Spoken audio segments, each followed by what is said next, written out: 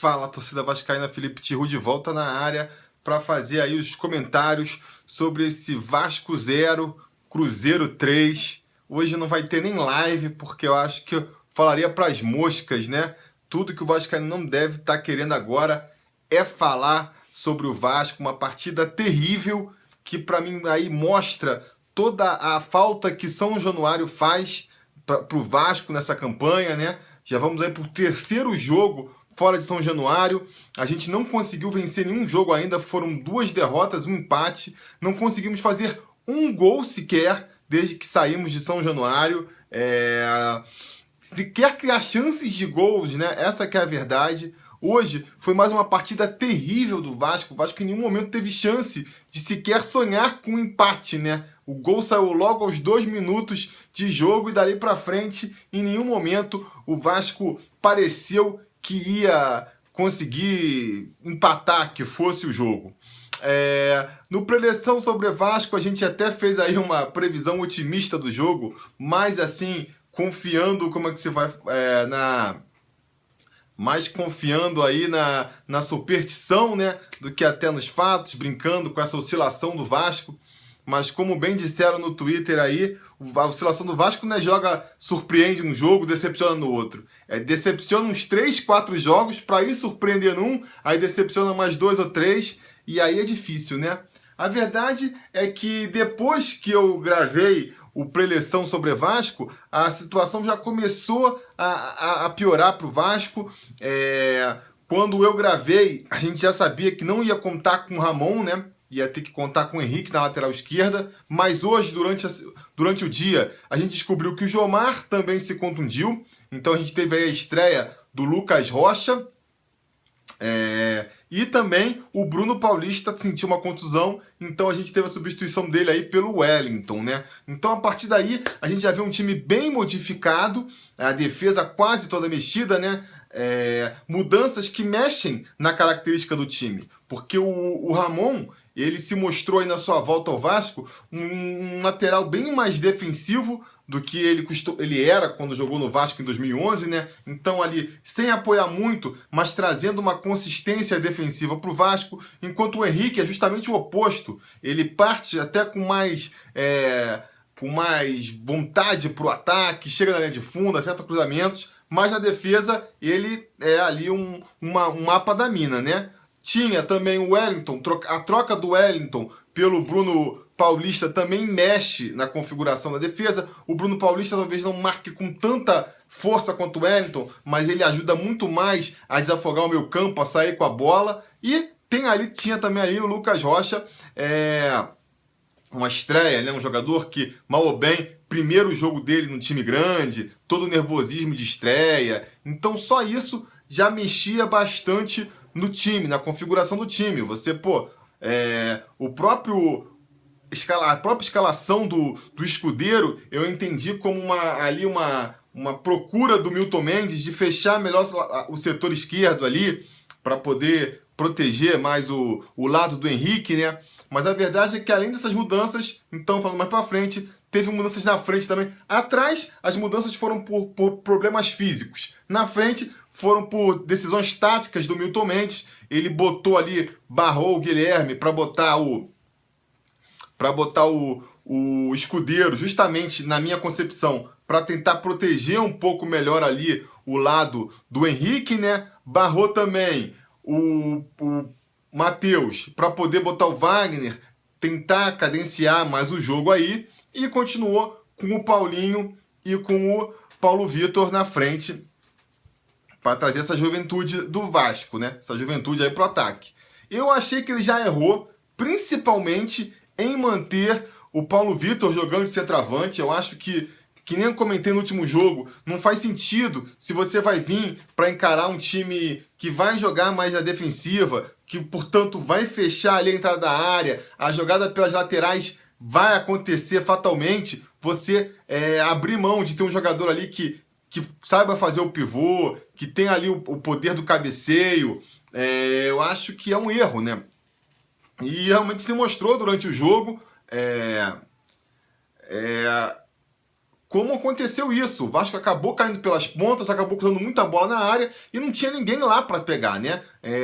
Não só não tinha o Thales, que seria o centroavante, como os próprios meias não entravam, não afunilavam para dentro da área.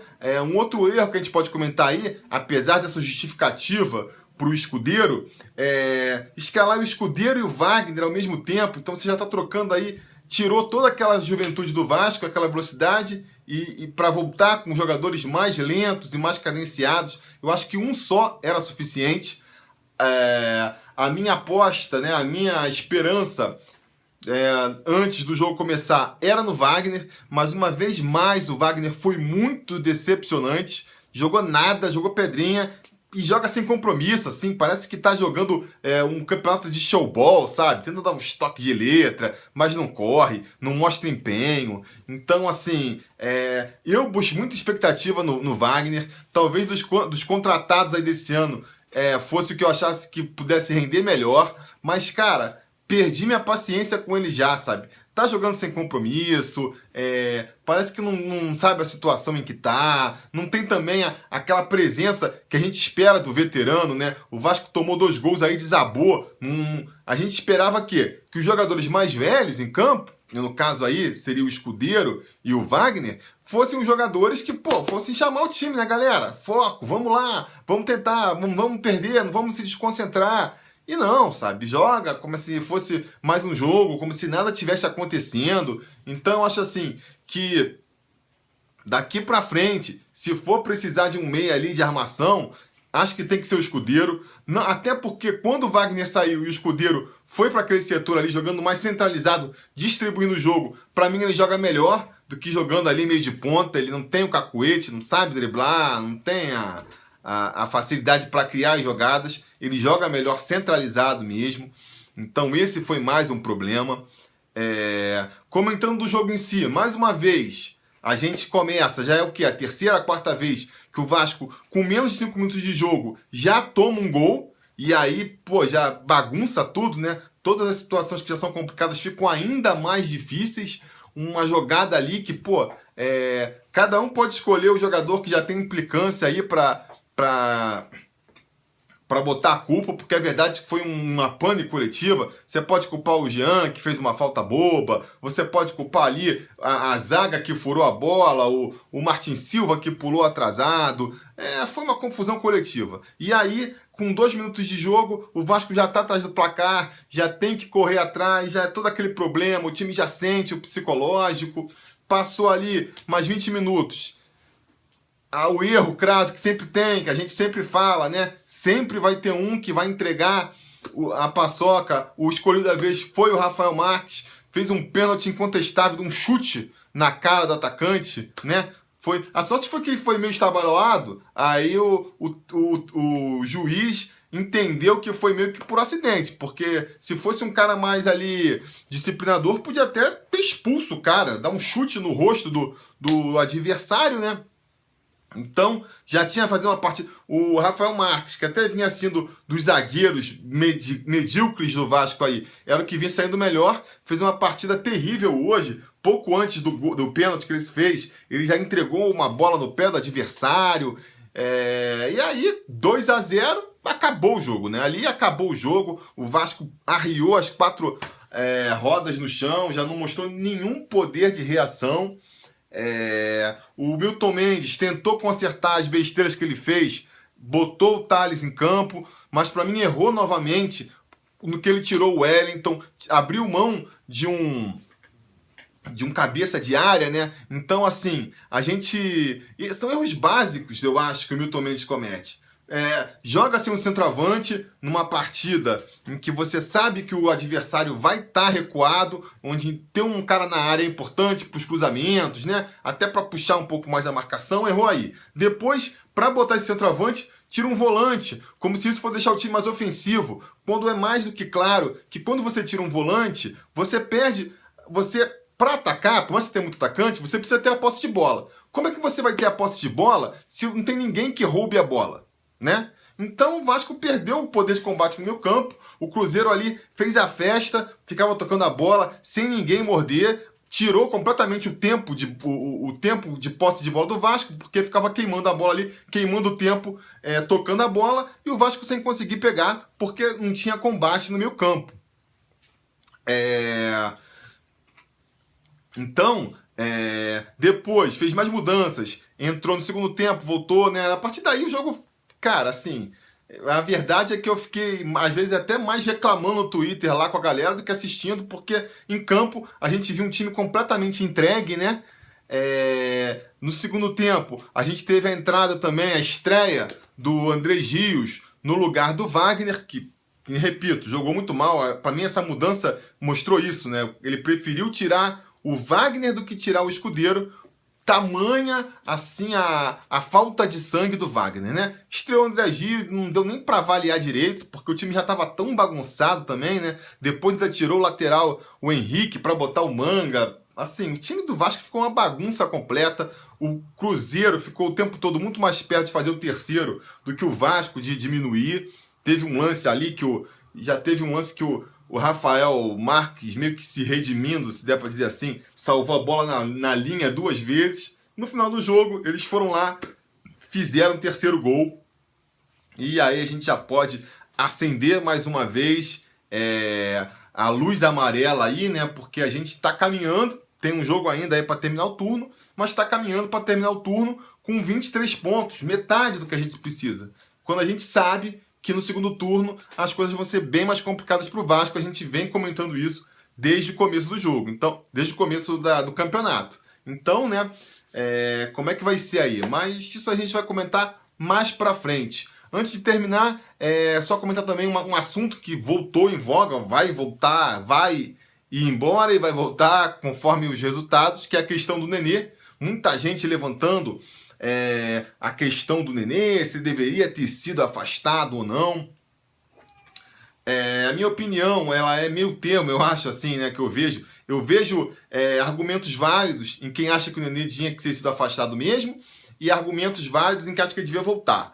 Porque, na verdade, o que eu acho, já falei outras vezes aqui, é que essa situação toda foi muito mal conduzida por todas as partes. O Nenê tem sua parcela de culpa, pelo modo que ele agiu, se mostrando revoltado quando era substituído, falar que quer ser negociado, assim, vai deixando o Vasco numa situação complicada. O técnico também não ajudou, em nenhum momento fez questão de prestigiar o Nenê, né? Ah, o Nenê é mimado, não sei o que lá. Cara, tudo bem, ele tem uma qualidade técnica também. Então, supera isso, tenta mexer com ele. Nenê, você é importante, mas é porque a gente precisa de mais juventude, é porque é isso. Conversa com ele.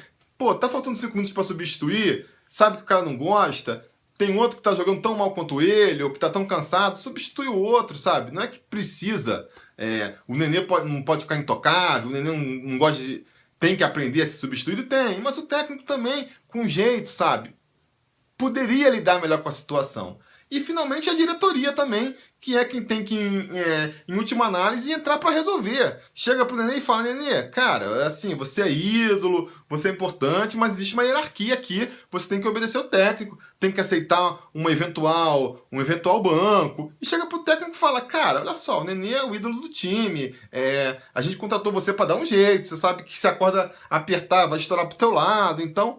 Sabe, ter esse jogo de conversa aí. A partir do momento que a diretoria não fez isso, eu entendo que a diretoria também estava meio que querendo que o Nenê pulasse fora mesmo, né? E tem informações aí de pessoal que é mais ligado lá à política interna do clube, de que realmente, desde o começo do ano, já existia essa vontade da direção se livrar do Nenê. A gente sabe que, na verdade, o Milton Mendes até pode ter servido de catalisador aí da crise, mas a situação já vinha meio estranha desde o começo do ano. Aquele papo do Nenê, de falar que quer ficar mais perto dos filhos. Então, assim, agora a situação chegou numa situação... Então, assim, eu, apesar de achar importante, eu sempre defendi, não abriria a mão do Nenê pela qualidade técnica que ele tem, que não existe outra parecida perto dentro do elenco do Vasco, a própria segurança que ele traz para a equipe, é um ídolo, é uma referência, eu não abriria a mão dele, mas uma vez que a situação chegou nesse ponto, fica muito complicado, sabe? Vai aceitar o Nenê de volta agora, entra na equipe O Nenê já estava marrento com essa história toda, né? Já chegou na situação, integra ele no time de novo, escala ele como se nada tivesse acontecido? Você acha que vai formar um ambiente tranquilo no time? Eu acho que agora, por mais que eu não gostaria, sempre achei ruim o Vasco abrir mão do Nenê, eu acho que deixar a situação chegar num ponto em que agora não tem mais como aproveitar o Nenê, só vai tumultuar ainda mais o ambiente. Beleza, galera? A gente já achei que não fosse falar nada desse jogo de tão puto. Já tô falando aí há 15 minutos. Então, vamos encerrar por aqui. Vou mandar aqui antes o parabéns pro Eduardo Ribeiro aí, o pai do Juca do Cavaco, né? Que já frequentou muito São Januário comigo aí e assiste aqui o canal também eventualmente. Então, parabéns aí pro Eduardo. Deixem aí nos comentários a opinião de vocês sobre o jogo e a gente vai se falando.